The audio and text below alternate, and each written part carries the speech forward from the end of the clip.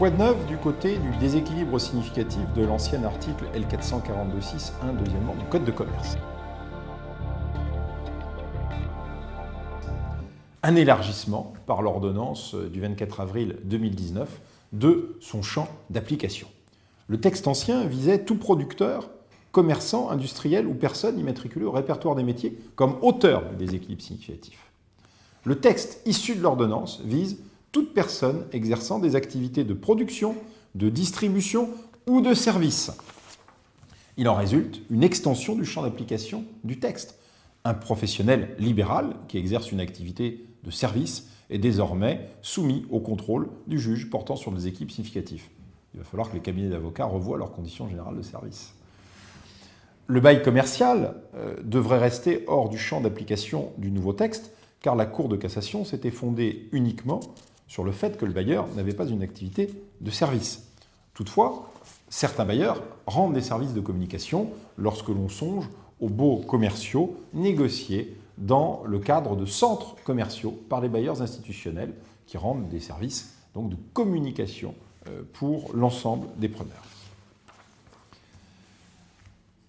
Il existe une réduction très claire du champ d'application de l'article 1171 du Code civil, le déséquilibre significatif de droit commun. Les travaux parlementaires de la loi de ratification de l'ordonnance du 20 avril 2018 sur l'article 1171 précisaient que ceci n'avait vocation à s'appliquer que si les textes du Code de la consommation et du Code de commerce ne s'appliquaient pas.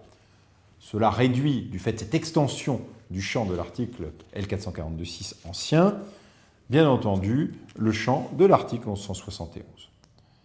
Cela le réduit notamment au rapport de consommateur à consommateur et à quelques autres types de contrats tels que le bail commercial, hors peut-être l'hypothèse des centres que je viens de vous présenter. Le champ du texte est aussi élargi s'agissant de la victime. Autrefois, on visait le partenaire commercial. Désormais, on vise l'autre partie. Ce critère est un critère qui, finalement, est beaucoup moins exigeant. Il a été adopté en réaction à la jurisprudence. La DGCCRF n'a pas caché sa volonté d'éradiquer une jurisprudence, notamment de la Cour d'appel de Paris.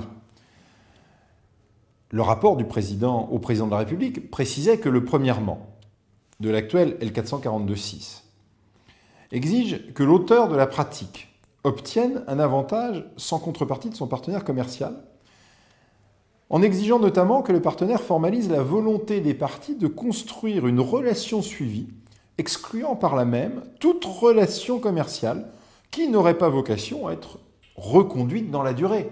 Donc cette notion de partenaire commercial devenait gênante pour l'exercice du contrôle. On lui a donc substitué dans la réforme celle de partie au contrat. C'est un second élargissement du texte. Ensuite, à quel moment s'apprécie le déséquilibre significatif? L'ancien texte ne précisait rien. Le texte nouveau dit que le déséquilibre significatif peut être contrôlé comme pratique restrictive de concurrence lors de la négociation d'un contrat commercial, de la conclusion de ce contrat ou de son exécution.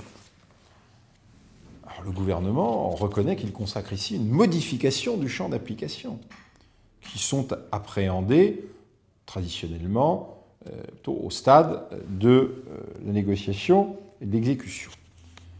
Il n'y avait pas de moment indiqué précédemment, je vous l'ai dit. Qu'est-ce que ça veut dire, le déséquilibre significatif dans la négociation? Est-ce que ça concerne toute négociation? S'agit-il de punir de manière autonome le déséquilibre significatif dans la négociation? C'est certain, et cela va beaucoup plus loin que l'ancien droit, puisque cela signifie que l'on va sanctionner la négociation, même si elle n'aboutit pas à la conclusion de l'accord. Autrefois, il fallait qu'il y ait conclusion de l'accord pour qu'il y ait des équilibres significatifs. Mais alors, que devient la condition de soumission? Le fait de ne pas avoir consenti à une clause déséquilibrée devrait montrer que l'on n'avait pas été soumis. Il n'y aurait donc alors que tentative de soumission. Mais en droit des contrats, on est libre de conclure ou de ne pas conclure. C'est cette liberté qui justifie d'ailleurs qu'en cas de rupture des pourparlers, même s'il y a faute, on n'indemnise pas les gains manqués du contrat. C'est la célèbre jurisprudence Manoukian. Le risque, ici, avec le texte nouveau, est que cela ne consacre finalement un accroissement des fautes dans la rupture des pourparlers. Refuser de signer parce qu'on se serait trouvé confronté à des clauses disproportionnées auxquelles l'autre partie ne veut pas se soumettre deviendrait une faute. Cela pourrait aussi jouer lors de la renégociation, comme par exemple la renégociation du prix en cours de contrat, ou lors de la renégociation à l'occasion d'un renouvellement de contrat si les conditions juridiques que l'on impose sont plus strictes pour l'autre partie que celles du contrat qui est à renouveler. Il pourrait alors y avoir une responsabilité. Dans l'exécution, une clause donc équilibrée, si elle a été stipulée que l'une des parties refuse de l'appliquer ou l'applique mal, on fait une interprétation unilatérale à son seul avantage, pourrait devenir finalement une clause sujette au contrôle du déséquilibre significatif. C'est donc moins la clause qui est examinée que la pratique de la clause. On avait déjà été confronté à cela dans le passé avec l'arrêt Provera de la Chambre commerciale du 3 mars 2015, où ce qui finalement avait été jugé était le déréférencement pour raison de sous-performance du produit. Et donc ce critère de sous-performance était laissé à l'appréciation du grand distributeur Cora. La Cour de cassation avait alors affirmé que la sous-performance du produit est directement liée aux conditions dans lesquelles le distributeur le présente à la vente, ce que nie le fait qu'elle peut être due au produit lui-même. Voilà donc un exemple de déséquilibre significatif dans l'exécution. On le voit, prévoir le déséquilibre significatif dans l'exécution du contrat permettra désormais au ministre d'intervenir, même pour faire constater uniquement l'abus dans l'exécution. On voit que cette réforme consacre à nouveau un champ d'application élargi du déséquilibre significatif et que le ministre pourra engager de nouvelles actions de manière beaucoup plus large sur ce fondement.